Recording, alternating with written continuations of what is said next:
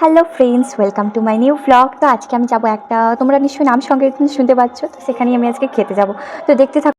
তোমরা তো সবাই জানো যে আমি কালকে মামার বাড়ি থেকে এসেছি, তাই কিছু জামা কাপড়গুলো নোংরা হয়ে পড়ে আছে। তো ফার্স্টে ওইগুলোকে ধুয়ে নিই চটফট করে, তারপর স্নান করে তারপর রেডি হবো। স্নান করে চলে এসেছি, তো এবার রেডি হয়ে জলদি জলদি ভাইকে নিয়ে বেরিয়ে যাবো খেতে। মুখটা তো ভালোভাবে পরিষ্কার করে নিলাম, হালকা লিপ বামটা লাগিয়ে বেরিয়ে যাবো।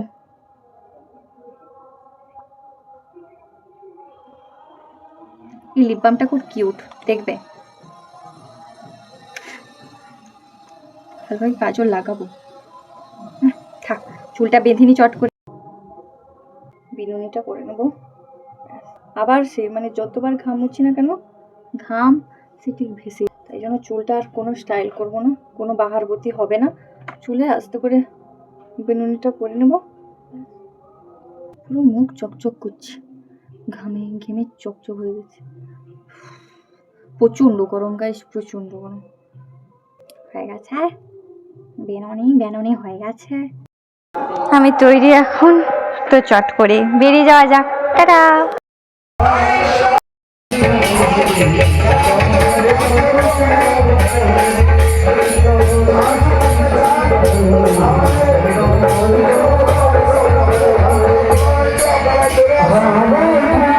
খাওয়া শেষে আইসক্রিমটা খেতেই হবে, তাই ওটা মাস্ট।